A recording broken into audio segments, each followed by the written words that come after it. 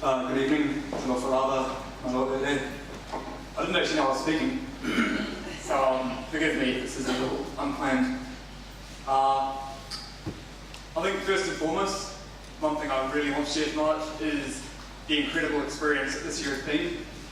An experience that's been made incredibly rich because of the young people that I've had the privilege to work with.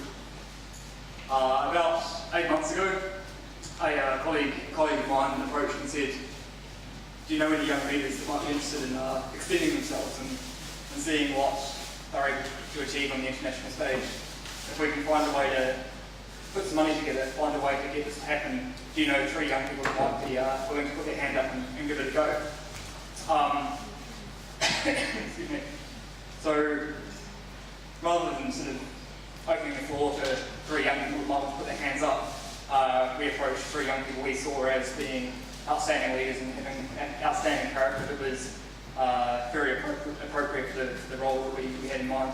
So I approached Josh Kudini, Tukuria Moimala'i, and Jules Suimohara, and all of them we took them along to a cafe one night and told them about plans, and they sat there looking at us a little bit stunned, not really trusting us.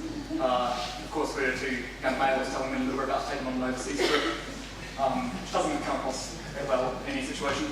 But yeah, I'd like to thank them for being brave to trust in us, and for their families for also putting their faith in us, because what happened is we did get the money together, we did get to Fiji, and not only was it an experience that we got to share in, and not only was it an opportunity to learn about what was happening in the Pacific, learn what was happening to families, to people who we share a lot in common with, and the travesty of the environmental damage that they were facing. Not only did we learn about that, these 3 young people got the chance to shine and impress upon people who make decisions, people who could actually, I suppose, lay a path for their future directions, their future achievements.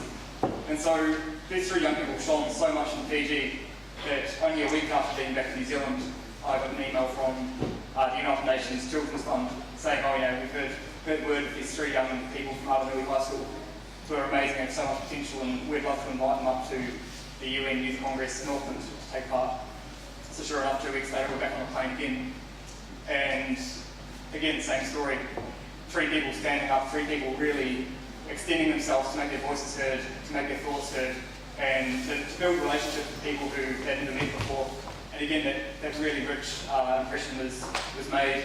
And sure enough, another invite came for these 3 people to go back up to Auckland and attend the Pacific Leaders Forum, where they had the opportunity to attend a special session with the United Nations Secretary General Ban Ki-moon. Now, there's very, very few people in this world, and particularly very few people at the age of 14, 15, 16, who get to go to an event like this. So, there was a huge privilege for them and a huge privilege for me to be able to send them off again.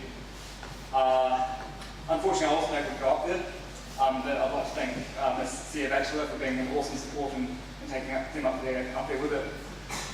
Because, again, the word I got back from the people they met and the people that they made that really amazing impression on was all positive.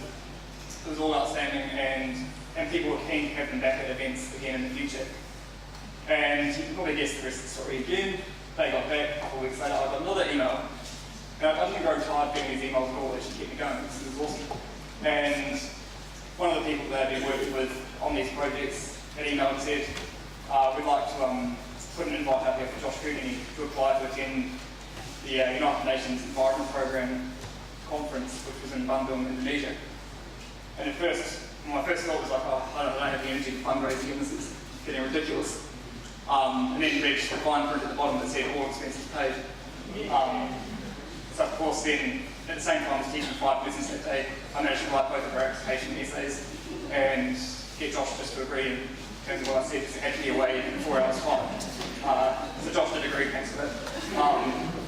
Because we got it away and the deadline was in 4 hours time, got it in there, and a couple of days later I got the email from the Environment Programme's head office in Nairobi, Kenya, saying it's our great privilege to invite yourself and Josh Kudini to Bandung, Indonesia.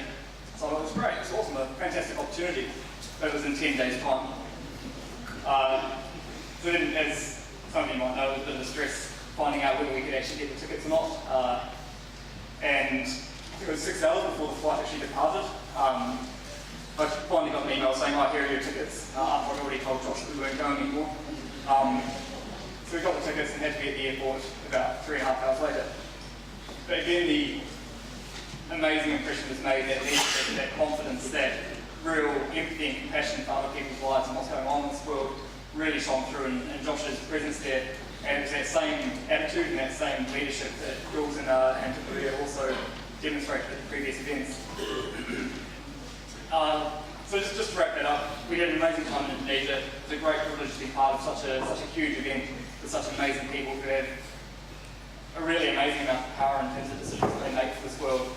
And one thing we did learn is no matter whether you were at the UN head office in New York and paid 7 figures to do your job each year, or whether you're a 14-year-old student from Aranui who's got heritage and culture throughout the Pacific Islands, then the power is in both of your hands and your voice is equally as important. And the most amazing thing is when you can get that 7-figure guy who sits in his office in New York to stand up and listen to someone who goes to Aranui High School, then you do realise that the power of our voice is pretty boundless and is pretty amazing. So I suppose the moral of the story, to wrap things up, is anytime you have the chance to make an impression on someone, anytime you have the chance to really enact that leadership that we've all got within us, then do it. Because it only takes one person to take notice, and if one person takes notice, pass that message on, and before you know it, opportunities start coming up, one after the other, after the other, after the other. So just to end, thanks heaps for your support this year. Thanks heaps for just trusting us and being leaders. And on a sad note, I'm unfortunately not going to be here next year, so it is a very sad evening to have to say goodbye for now. But just, yeah, I'm so proud and privileged to have been part of your lives this year. And yeah, you've absolutely inspired me, so thank you.